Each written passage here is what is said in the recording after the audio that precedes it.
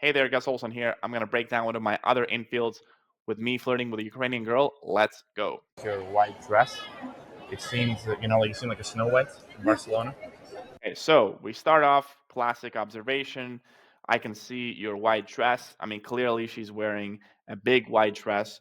So we start with the obvious and then we do an association. You seem like a Snow White. Again, in the first 5 seconds, we've already separated ourselves from the pack because most guys are not going to say this. Most guys are going to just go up to her and say, "Hey, you look very nice. Can I have your number?" First of all, most guys are not going to approach her. And the very small percentage of guys that are going to approach her, they're going to say some corny lines like, "Hey, you fell from the sky," or "Hey, you look super cute. Can I have your number?" And right now, with the first 3 seconds, we're already positioning ourselves as someone unique. That just happens in 3 seconds. That's how powerful this stuff is. And she kind of laughs a little bit. I hadn't read that story in a while, and then I saw you. It reminded me of that story, and I felt intrigued to come and initiate this conversation. We're just continuing talking, and I'm just giving more context about what I just said. So essentially, I'm just building upon the fact that she has the white dress, she has the Snow White, and I'm giving her the ability to kind of ease in the conversation because a lot of times girls are gonna be in their own world. They're not gonna be very present. She has the phone in front of her, so she might not be super present. She might be in her own thoughts. She might be in the shopping. So we need to give her a bit more time to come to this moment and see, this is a guy, he's flirting with me. I'm here in Barcelona, and kind of return from her daydreaming and be present in the situation. That's why this small preamble is good to get them to come to the present state, obviously delivered in a confident and calm way. I like how you're like staring me down. You're trying to analyze me in a very serious manner. So here, I'm just calling out the obvious. You cannot see this here, but she's looking at me very intensely, just straight in my eyes. So I'm just calling out the obvious, like you're, what's going on? You're analyzing me, but I'm not saying it in an accusative way. I'm just calling it out. So we're letting all the feelings out. And again, if there's a slight sense of shyness or a slight sense of anxiety from the girl's side, then saying that will essentially disarm her in a good way. No, not at No, all. not at all. Just I'm saying thank you for your bravery. Bravery. Yeah, because it takes I think courage to just like walk up to someone in the street. So first of all, guys, for anyone watching and you think real life approaches don't work, girls think that this is weird. What is that? Like, they clearly love someone who can come up to them in a confident way. This is what I get on a regular basis. So guys, worrying about, oh, like girls will think I'm weird by if I come and talk to them. No, when you learn to do this confident way, they'll actually appreciate it, like this girl here. And in this specific context, in this specific conversation, obviously it's a green flag that she tells me that because that's sort of an indicator of interest, and she's giving me the green flag to continue. Yeah, Um, takes maybe takes something. Yeah. So I'm not throwing away the compliment. I'm saying no, no, no, no. Like that, I'm not actually courageous, but I'm also not saying yeah, like I'm super courageous. Yeah, I'm this cool guy. No, it's just like I accept the compliment, but then I don't really dwell on it. It's like yeah, I guess it takes some courage, and then I keep going. Yeah, I guess. You're also a brave human being. You came to Barcelona with white clothes, and it looks like you are on a mission, on a Primark mission today. I use what she said, so it's not like a completely random thing. I use what she said, and then I spin back the conversation to her because in the beginning stages, it's usually better to talk about the girl to get them invested in the conversation. So I see she's wearing Primark, and she's apparently, by what I'm saying, on a Primark mission, on a mission to buy some Primark clothes. It even broke. The bag broke. You bought so much stuff that it broke. yes. It was too much for the bag. Yeah. You can interpret this as a slight tease, right? When you're doing push pull and doing this push thing, you don't have to like neg them. You don't have to say mean things. You can just say, "Hey, like you're buying so much stuff, the bag breaks." This is kind of like a slight tease. It's good. It can mix up the conversation, so you don't just give her a compliment after compliment after compliment and just exhaust the conversation. You're trying to save on the bags. Instead of buying two, you buy one. Yep. You're trying to save the world. It's good. It's good. It's a good. If you notice, this is an exaggeration flirting technique, something that you can find out in my flirting guide in the description below. Feeling and thinking, trying to save the world and animals and human beings as well, I guess. You're very ecological in that sense, and quite serious as well. So I'm talking a lot, and she's again not saying much. So again, the way a lot of guys would handle the situation is they would freak out and they would be uncomfortable and they'd be like, so what's your name? Can I have your number? No, like don't do that. You have to be comfortable with handling this silence, and you just keep talking in a confident way. And as you can see, I'm confident, calm, and I'm also making sense. I am talking about what I said previously, and now we're exaggerating to the point that she's trying to save on the bags because her bag broke. Look, the story that I made up. I saw that her bag broke, and now that I assume she's trying to save the world, she's super ecological, and I made up all this story, all this bubble about two of us, even though she didn't say any of that. This is the exaggeration flirting in action. You're not giving much in terms of your facial expressions. It seems like you have like the face, the staring face, the analytical face. You're from Eastern Europe, right? Yes? Yeah. Again, just guessing. She's from Eastern Europe because I already assumed and I thought she was, which she is. Anytime you can guess where a girl is from, it's not going to give you like a lot of bonus points, but it does kind of signal that you're paying attention. You can read social cues, and subconsciously, like, oh, how did he know? I can tell. I can tell Eastern European when I see one. Where from the United States are you from? And now, look at that. She's trying to be cheeky. She's trying to show how cool and smart she is by essentially assuming that I'm from the United States. She wants to show, yeah, like I also can guess where you're from, but I'm clearly not from the United States. We can tease her here a little bit. I'm not from the United States. Where are you from? And she's like, oh, where are you from then? Now we have the game, and she's trying to play our game, and she's kind of like losing the game in a good way. So again, this is all cheeky and playful, but see how she tried to sort of qualify herself because she was like, oh, I already know you're from the US, right? And she guessed wrong. You thought I was from U.S. Yeah. Where are you from? Latvia. Latvia. Yeah. See how she quickly wanted to avoid that topic because she recognized that I'm not from the US. You have American accent. Yeah, I studied in the U.S. for a little bit. Makes sense. And you're from Ukraine or Russia? Yeah, I'm Ukrainian. Ukrainian. Okay. I always guess one or the other. So Ukraine and Latvia, we are friends in a geo. So again, we're using the us frame as we've spoken many times, a frame that entails both me and the girl in the same table, not talking specifically about me, not talking specifically about her, but talking about now a frame where we bring both of us together on the same side of the table. But you might be the girl that I've met in the last few times that have spoken the least. The verbal is not one of your love languages. I'm just calling out the obvious. So I could say, hey, why are you so quiet? But that is very confrontational. There could be many reasons why she's quiet.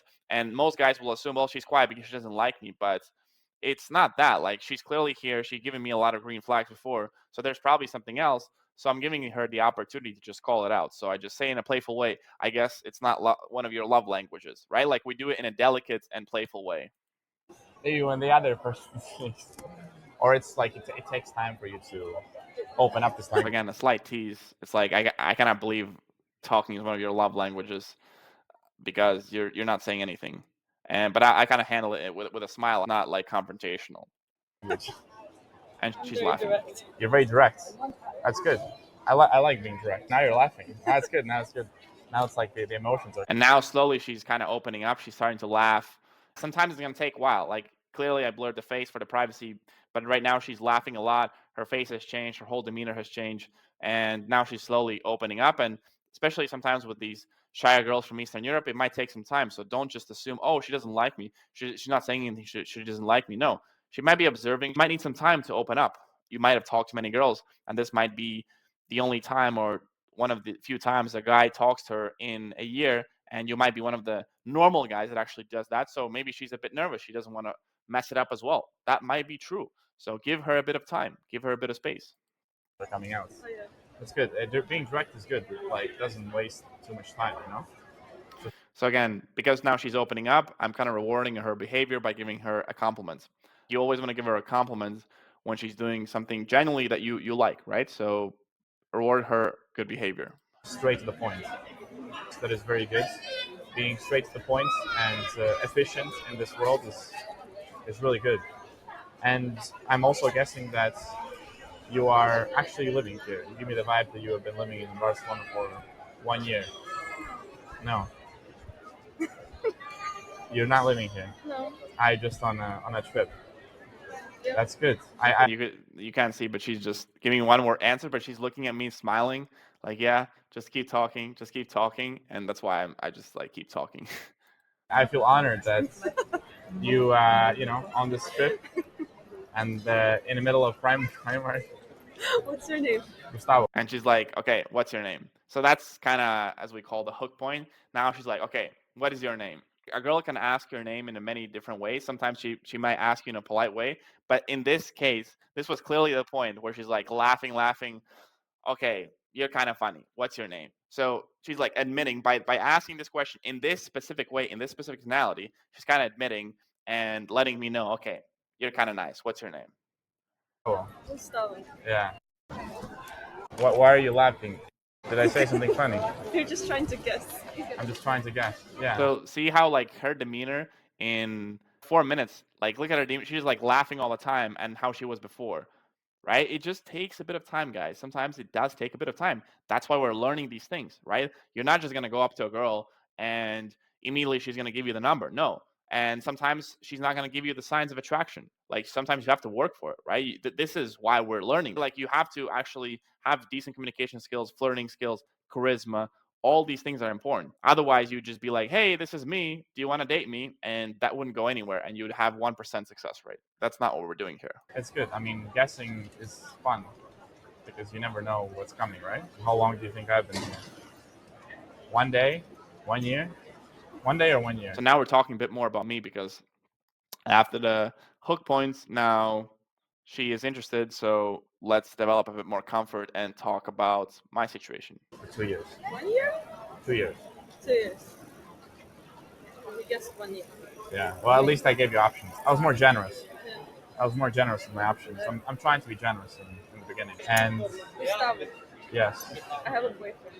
Okay, so she reached the point where she's like, okay, if this is going to go further, I feel like I need to tell you that I have a boyfriend. That was probably potentially the reason also why she was a bit quiet in the beginning. She was trying to figure out, what do I do in this situation? Do I keep flirting with him? Do I not?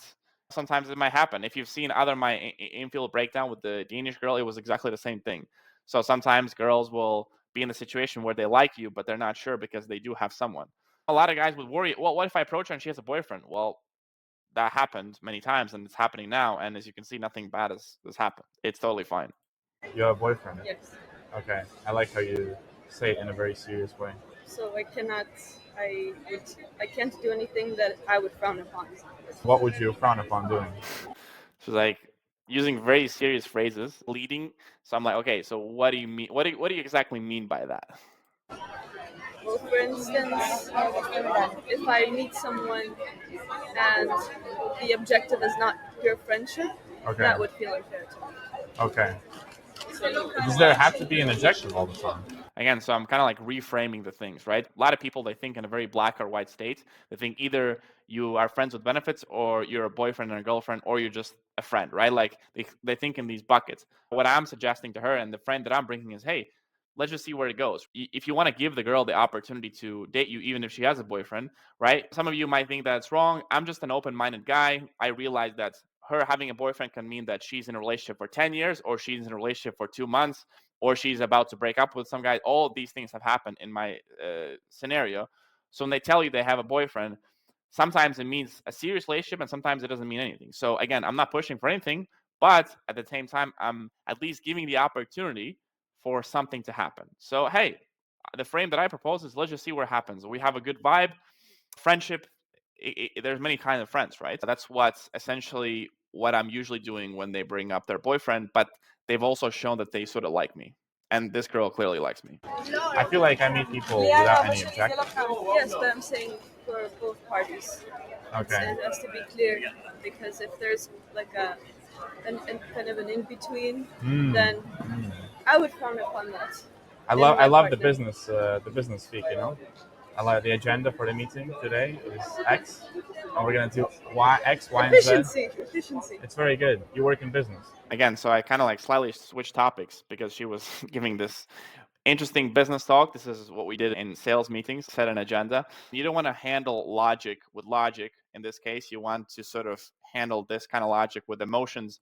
And again, you want to build that good emotional state, a good emotional attraction. And if you build that, then they're going to rationalize why they should see you again if they really like you. No. No. What do you You're do? gonna guess wrong a lot. All right, tell me then. Yes, 3 things. Uh, Three. Well, I'll okay, give you so it's 3 not guesses. business. It's something with communication. We kind of like just move past that and we're doing a bit of banter back and forth about what she's doing. Work. I'm a solar engineer. Solar engineer. Impressive. That's good. What do you do? I work in sales. I sell technology. What's kind of technology? The last one was in finance.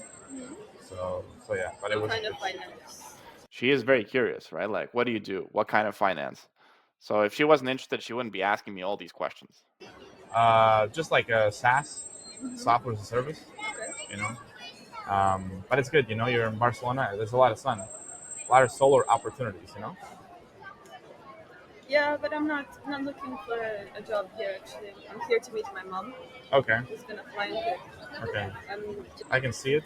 I was also passing through this street. It seems like we passed through each other. But yeah, I mean, we can at least go for a nice conversation. Do you have a WhatsApp? Yeah.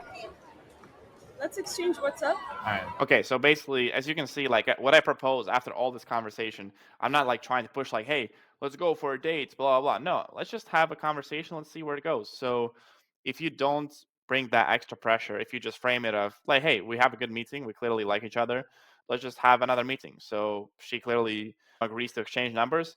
And yeah, so in this conversation, we learned what to do when a girl doesn't give you a lot of attraction signs in the beginning. She's not talking, and how you can keep going and show her that you're a confident, charismatic guy. And at some point, she's going to open up. She's going to begin investing, and you shouldn't mistake her not speaking a lot for the fact that she doesn't like you. Maybe she's shy, maybe she has anxiety, or maybe she has a boyfriend and she's trying to figure out what to do. And also, if you want to take things forward with women who have a relationship, this is not a video on morals. This is a video on simply what to do if that's what you want to do. I've explained to you my reasons, then this is something that you can do. You can propose something that's very casual and go from there. And if you've enjoyed this conversation breakdown, and if you'd like me to break down your personal conversations with women real time while you're out and about talking to women in real life, and I'm on a call with you listening to these conversations, this is what I offer to my private students in my one-on-one mentorship. I teach you my flirting techniques. I guide you through step by step. I give you feedback on the conversations and I keep you accountable all the way through. If you'd like to find out more about my mentorship, you can find out details in the description. Thank you, and I'll see you in the next video.